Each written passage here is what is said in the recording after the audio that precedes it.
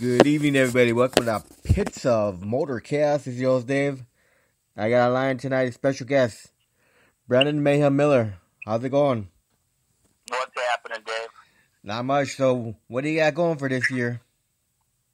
Well, as I don't know if you know, we had some problems with my car at COTS a couple years ago. It was kind of bad timing. Since we hurt the car, I bought a house, and the rest is kind of history. So we're looking to get the car back out this summer. We got some big plans for it, and hope to kind of pick up where we left off. So, the question for you now is I got for you. How did you get involved in drag racing? Oh man, that goes back years. Actually, it's kind of funny. I listening to your last interview with John Slowinski and Dave Meyer back when I was a kid, probably 12, 13 years old. John Slowinski used to run 67 Camaro called Whiplash, and my cousin Brad and John were actually really good friends. And we used to go out every weekend watching John race. And, you know, like I said, I was a little kid, and I just got hooked from there. And then it seems like I just couldn't shake it, you know. And I ended up dating a girl. Her dad raced a 67 Camaro, a bracket car. And so every weekend we were just constantly at the track. My dad has always had fast cars. So, you know, once I started getting a little bit older, I kind of raced every beater that I've ever had at the track. I never had money for a car, so once you know, I started getting a little bit older, my dad actually bought a 64 Nova, and I ended up buying that from him, and we couldn't afford a big motor in the car, so we put together a little 283, and I raced that when I was like 16, 17, and you know, we had a blast, and it kind of just flew off the handle from there as far as the cars getting faster and getting more into it, and you know, kind of just went from there. And I actually took a break. I mean, I was always going to the track, but as far as racing, I took quite a bit of a break. I ended up getting back into it. I actually bought a bike. I bought a 10-inch slick tire bike of 1,428 cc drag bike with wheelie bars and stuff, and that was fun. We did that for a couple seasons, and then I just said, you know what? I heard about cops. That kind of started getting my blood pumping again. Once I realized my drag bike didn't fit in the cops, then I said, you know what? It's time to build a car, and we got cranking on my Oldsmobile. I actually sold that bike, and I bought a real, you know, rowdy little motor from a guy, and the rest is history. We threw that Oldsmobile together, and my goal, to this day, is to win that junior class in COTS, and, you know, we've set some goals along the way, and I've hit every goal so far, so I guess the next one is the big one.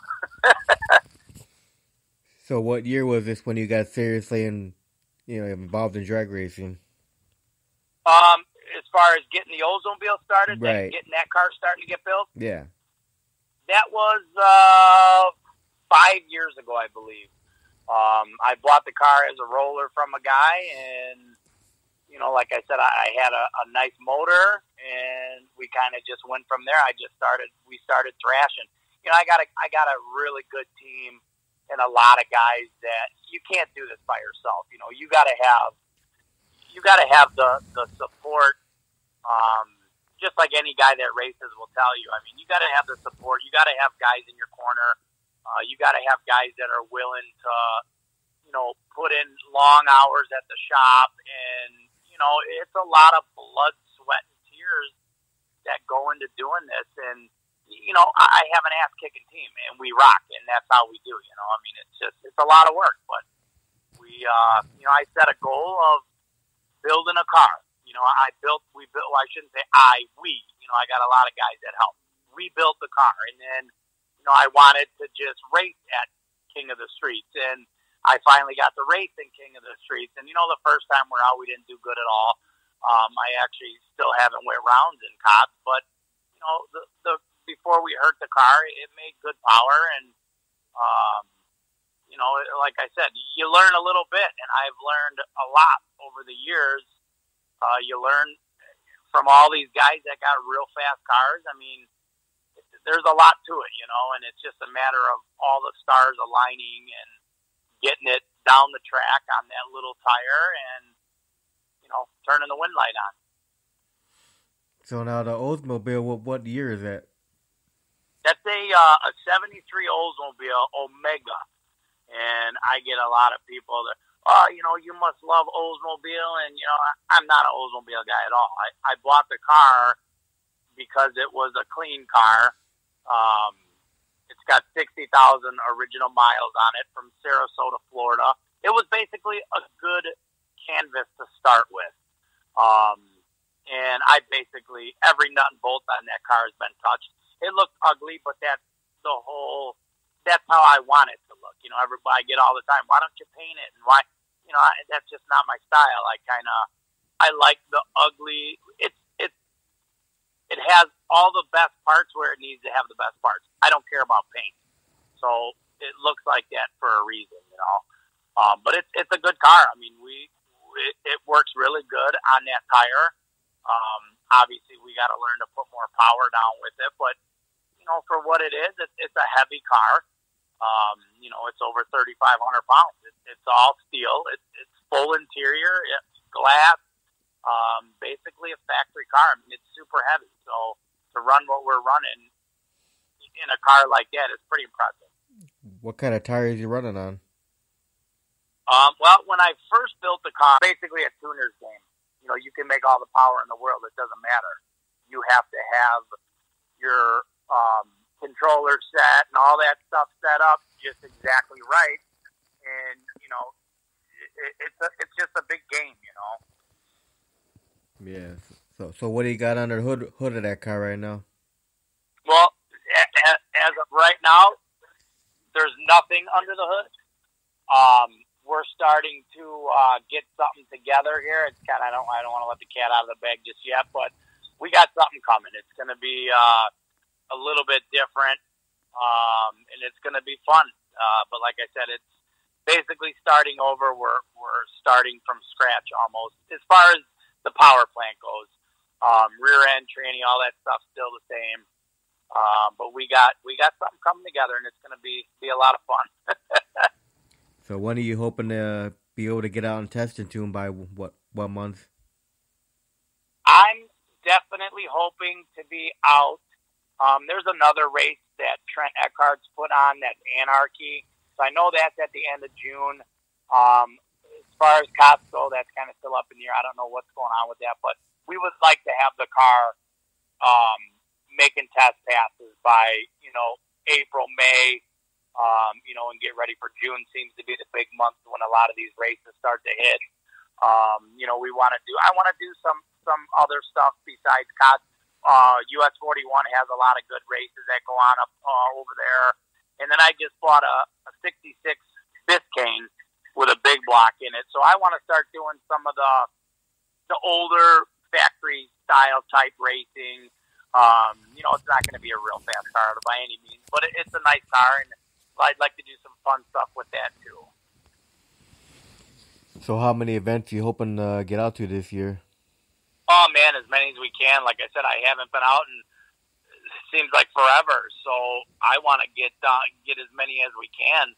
It's been too long. I'm jonesing to get back out there, and I just got to look at that car every day in my shop, and it's like, oh, it needs to get back together, and it needs to get back at the track. So when you do testing, where do you go, to Grove? Yeah, we go to Union Grove to do all of our testing, and like I said, I'd like to go to 41 a little bit more this year. They got some pretty wild stuff that happens out there too. Just really anything, you know, where I fit in. There's a lot of cool events.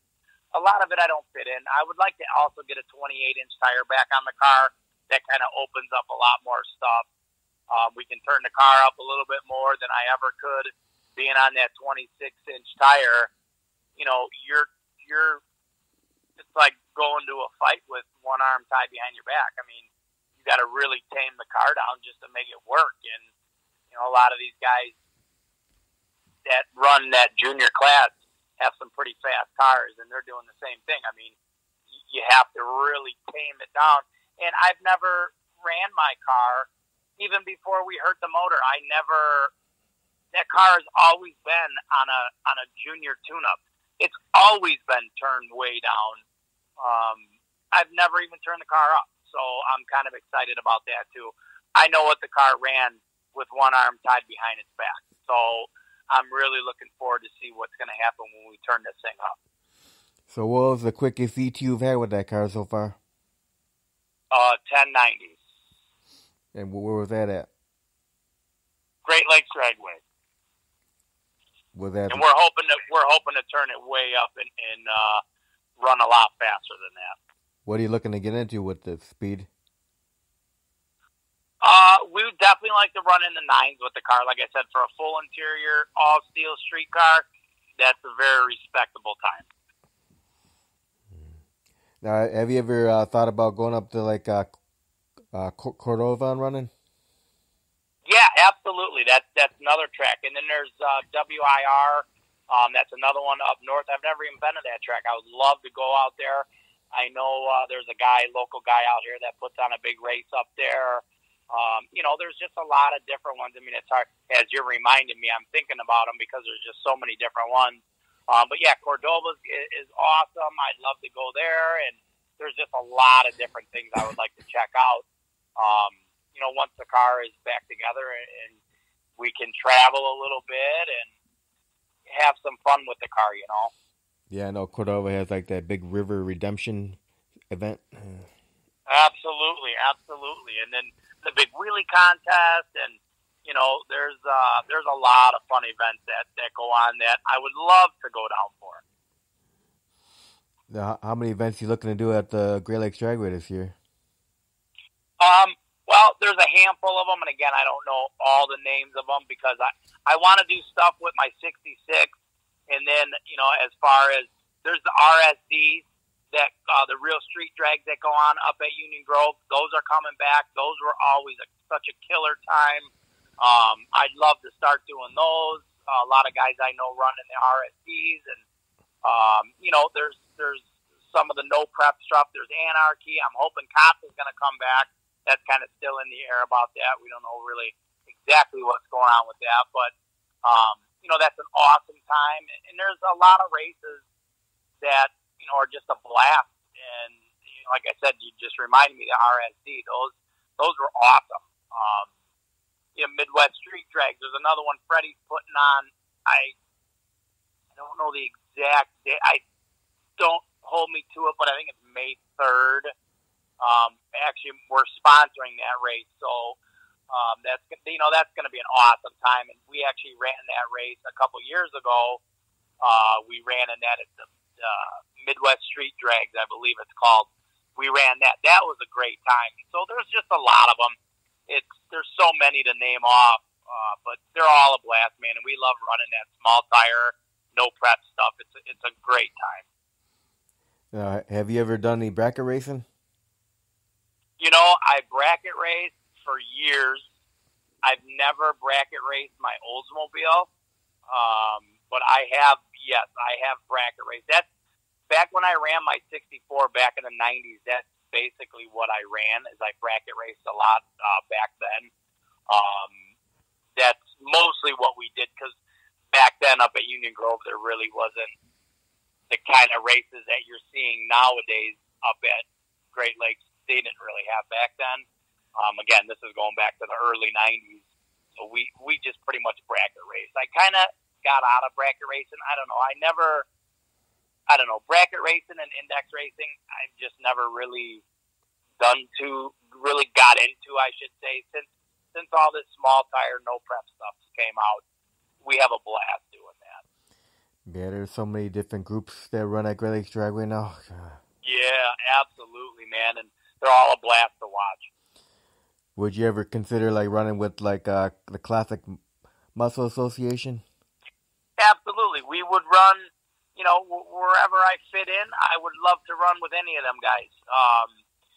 There's a lot of organizations and there's a lot of great guys out there that get these cool things going. And I know a lot of these guys that America's 1320s, and then they got there's just so many of them that but absolutely, man. If I fit into it, we're down.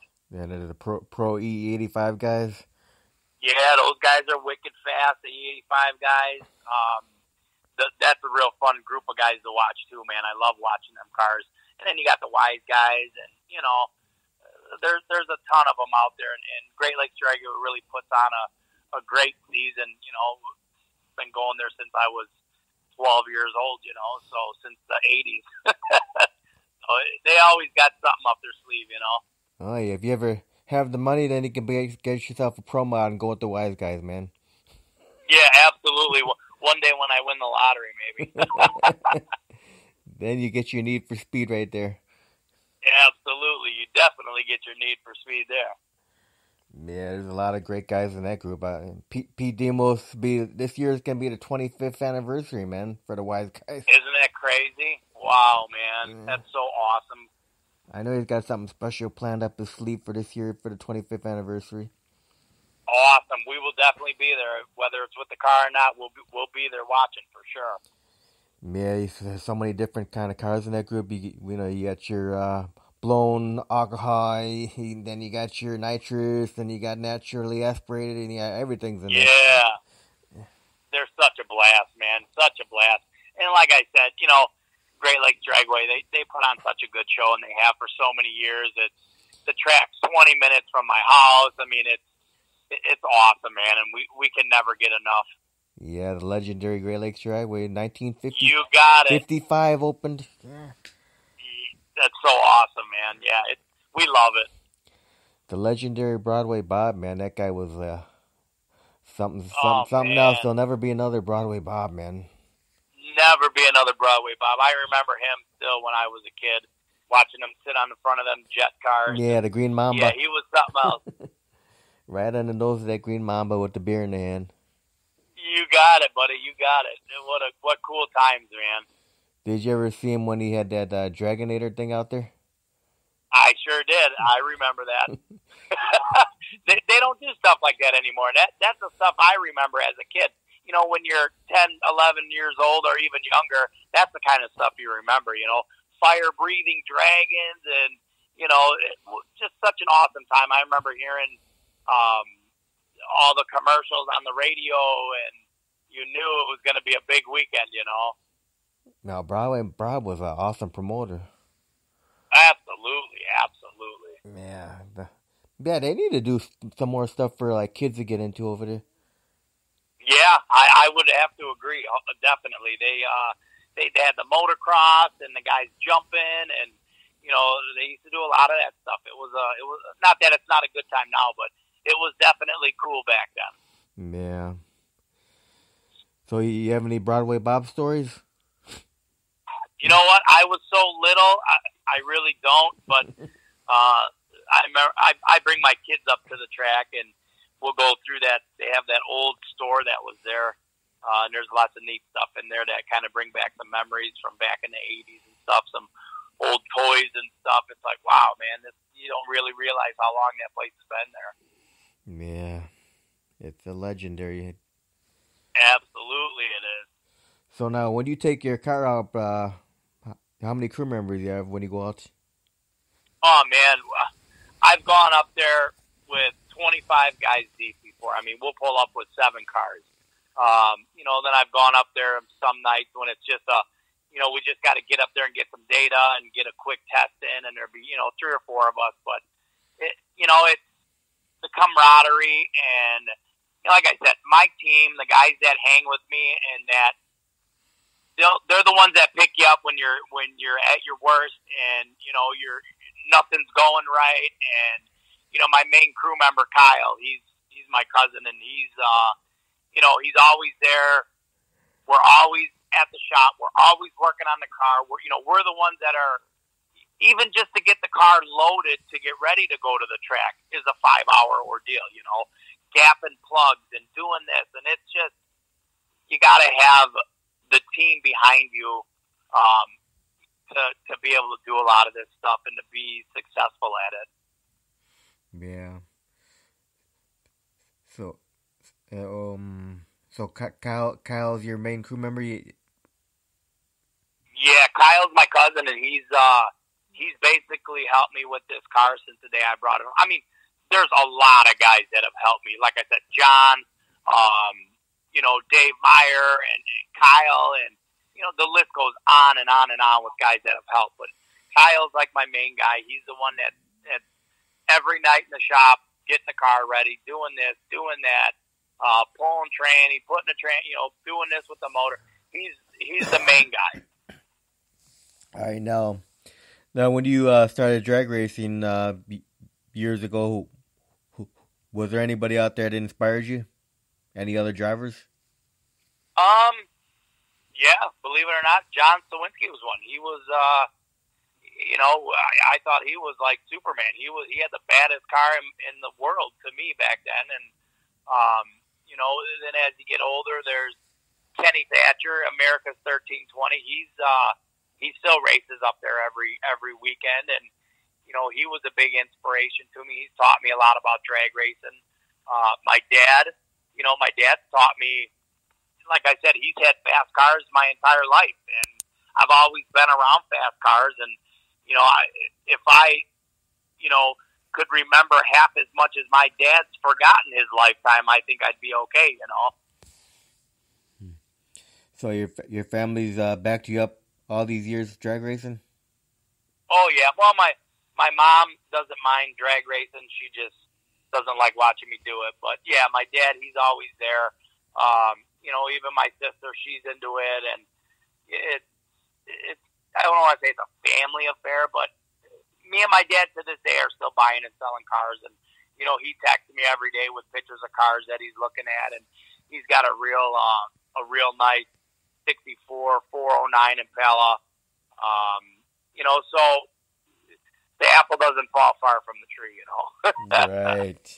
So you got any kids yet? Oh yeah, I have 3 boys. I have a 15-year-old, I have a 12-year-old, and I have a 5-year-old.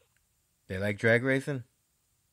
Yeah, absolutely. My older boy's about to get his license here soon, so he's already talking about what we're going to be racing, and I told him to just slow down a little bit.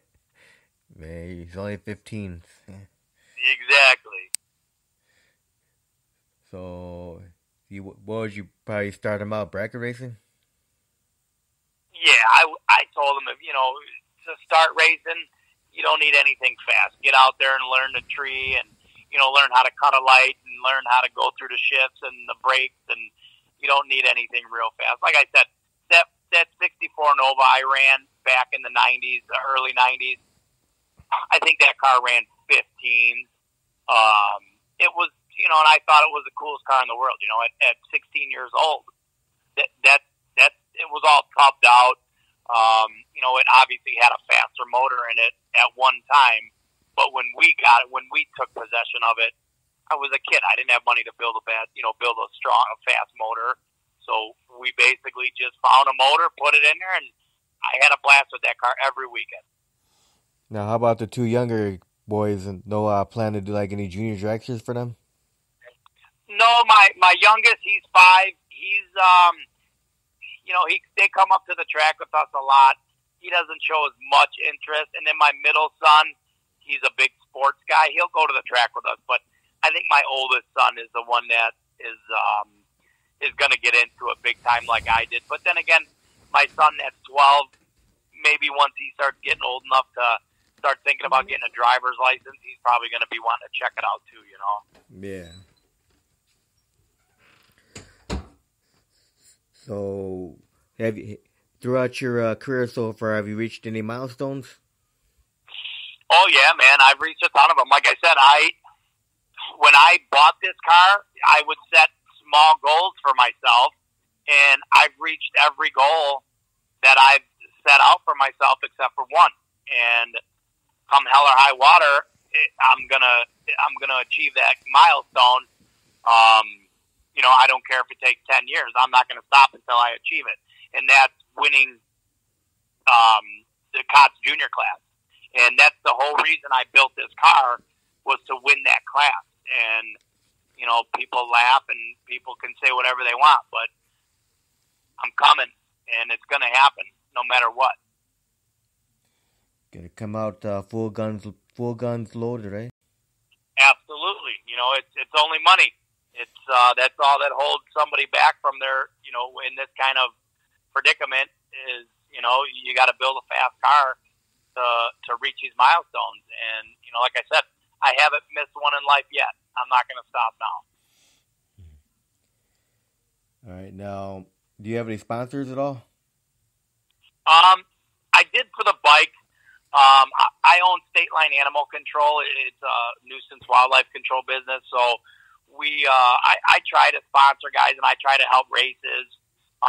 But as far as me having any sponsors, I did for one of the seasons of COTS, or one of the COTS races. I had a vinyl guy sponsor me, and I had Trader Brothers pawn shop in Twin Lakes. They sponsored me, but as of right now, no, we don't have any. That makes it kind of hard too.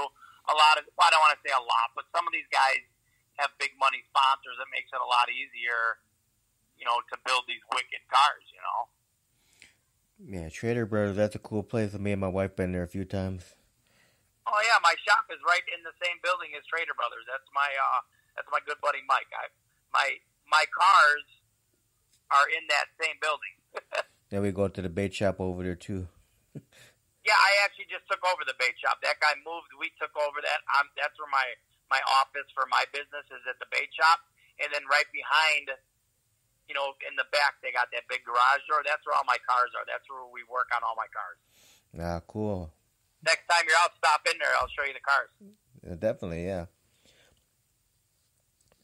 So now, what goes into preparation for you to get ready for a weekend of racing?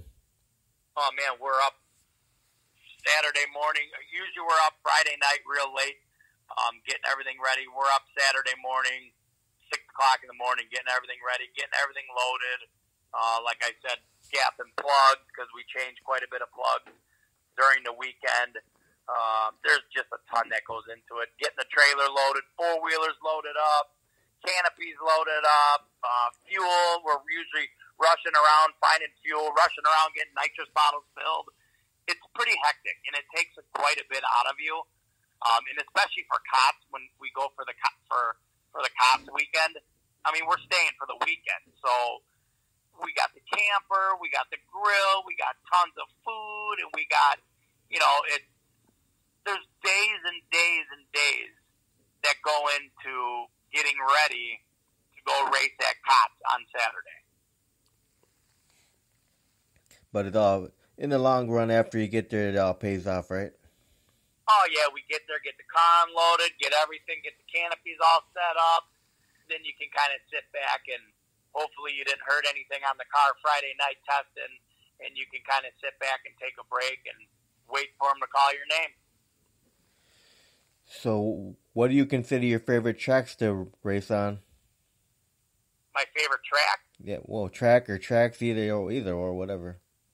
Yeah, I love Union Grove, Great Lakes Dragway. Like I said, it's so close to me. I've been to 41. We went last year. We watched their, again, I forget the name of it. I'm just drawing a blank, but they run the track backwards. It's like a no prep thing. That was really awesome. I haven't raced anywhere except for Union Grove. I would love to go down and do that at 41. Now, you prefer quarter mile or eighth mile? We do all quarter mile. Yep, quarter mile racing. Now, where do you get all your fire safety equipment from? I just got everything basically from Jake's. I run the jacket, the pants, the shoes. I got gloves and I got a neck brace. We got a window net in the car, and we got safety down. Like I said, as far as where I get it, I usually just get it from Jake's or Summit. Now, throughout your racing career, have you had any accidents or close calls so far? Yeah, I absolutely have. I've been racing, again, like I said, since I was 16 years old, and I didn't actually have a close call until the last year we raced. I think it was 2 seasons ago. It was at a Midwest Street Drag race, and I raced a guy, and he beat me. We're not going to talk about that because it's a sore spot. But he beat me, and at the big end, he lost control and was sideways in front of me. He almost hit the wall. I don't know how he didn't hit the wall, but thank God he didn't. Nobody got hurt, thank God. He almost hit the wall, spun around in front of me, and that was a sketchy moment, the sketchiest moment in my career. And as much animosity as everybody has, thank God nobody got hurt, because it could have went real bad, real fast. And I'm thankful that we're both here to talk about it. Yeah. Now, do you have any pre-race rituals or superstitions? I don't. When it's time to race, it's time to race. I'll just get in the car, buckle up, and we're ready to go. I know a lot of guys have a lot of superstitions and stuff. I'm just ready to go. When it's time to go, it's time to go to work. It's time to go to work. You get buckled in, and I get more anxious than anything. I want to go. You know what I mean? I hate sitting in line. If somebody oils the track down in front of you, you got to sit in your car for 45 minutes. There's nothing in the world that's worse than that, than just waiting for them to clean the track. So when I get buckled in my car, I'm ready to go. I won't even get in my car till I'm ready to go. So for me, it's the anticipation. I'm ready to blast off as soon as it's time to go, Yeah. So now, after all these years of drag racing, now what keeps you passionate about drag racing? That's a great question. It's just, you can't explain it. It's just something you have to have. It's like a really bad drug. It's just like anybody will tell you. Once you get that in your veins, there's no getting it out. The smell of it, the sound of it, the feel of it. I mean, it's just, you can never get rid of it. I've never met anybody in my entire life that said they were racing in a car for a couple years and never did it again. I mean, I'm pretty sure that's impossible to do. All right, now we're gonna hit the fun question portion. Are you ready for the fun questions? You got it, man. Shoot. If someone were to come up to you and give you $500 million, then they wanted you to build a brand new drag race track, where would you consider building a new track, and what kind of features would you put into a brand new drag race track?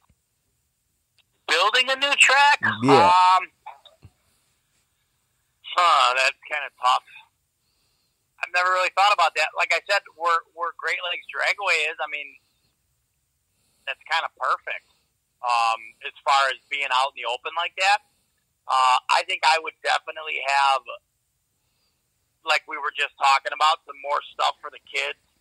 Kind of like how Joliet is set up. Maybe have it set up something like that with a big giant tower, or a big giant building in the back.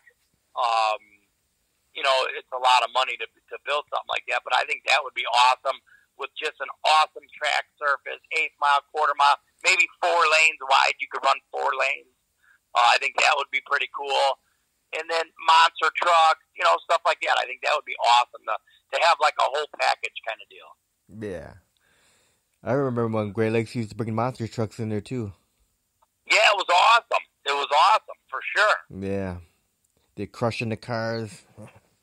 Yeah, that's what I'm talking about. That was so much, so much fun when you're a kid to see that stuff, Yeah, exactly.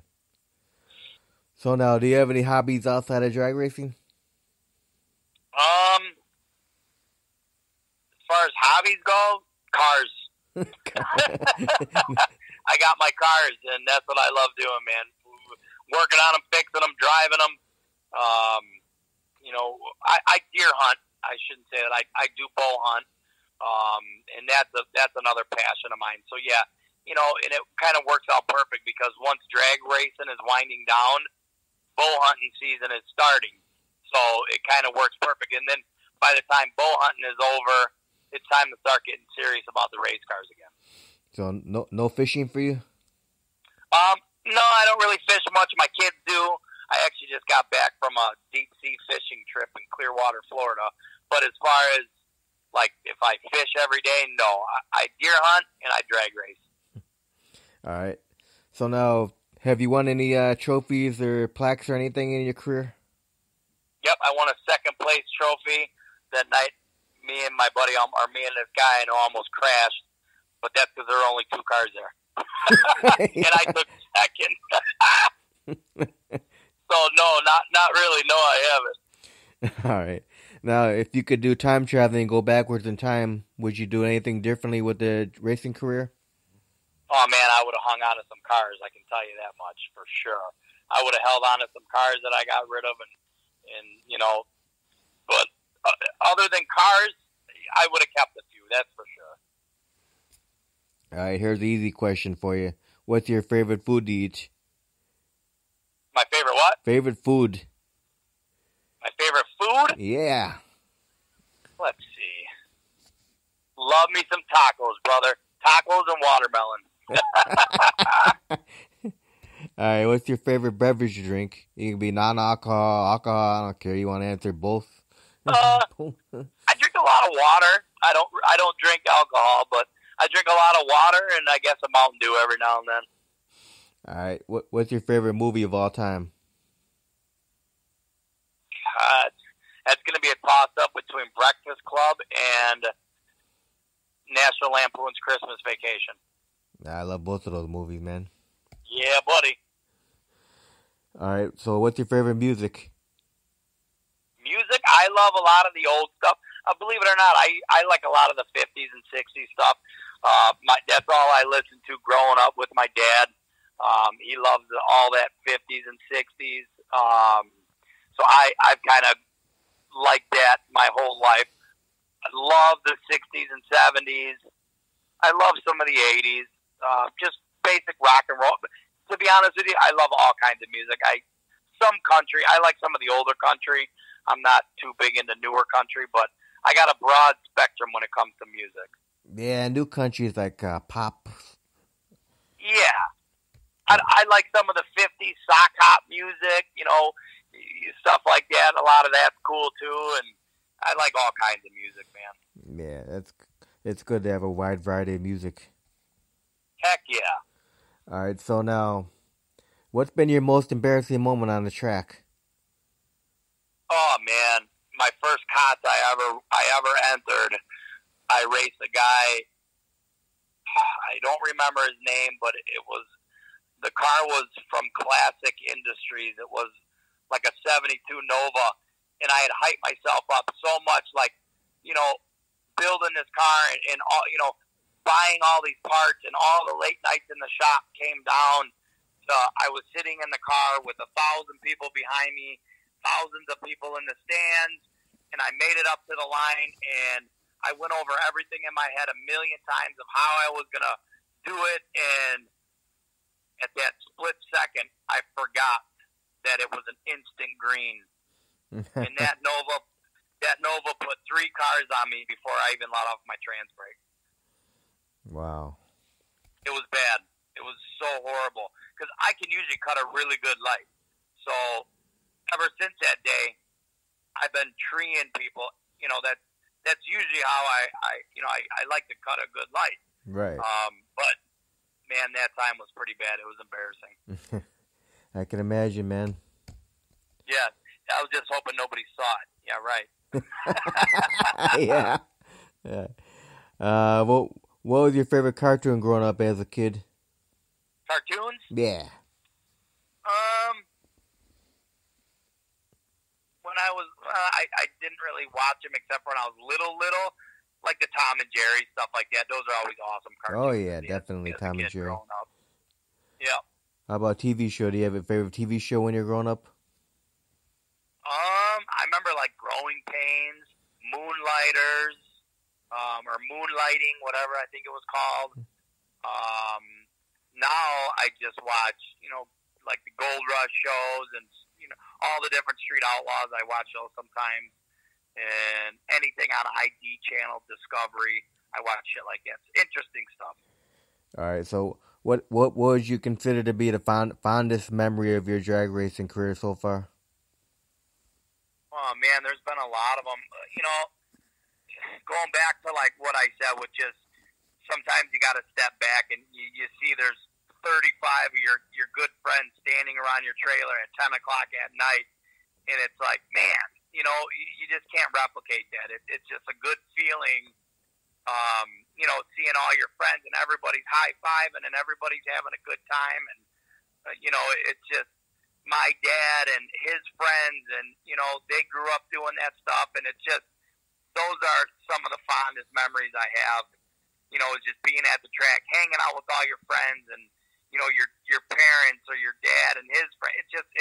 Those are the good times that I love, and when the car's not broken, everything went good that night. That's a fond memory. Yeah. So how important do you think it is for kids to come out and watch drag racing in this day and age?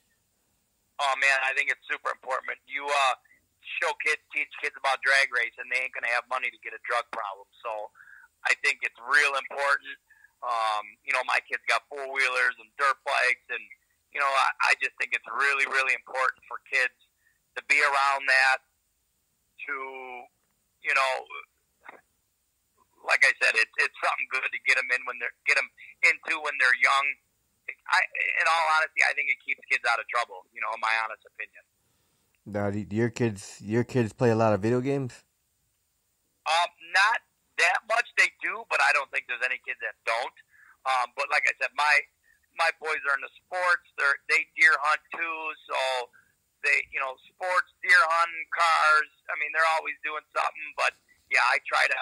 We got a big giant yard, so I got about an acre of property. So I get them outside riding the four-wheelers and always trying to do something, Well, that's good. They're not glued to the damn video games like some of these kids are. Absolutely. They're zombies, man.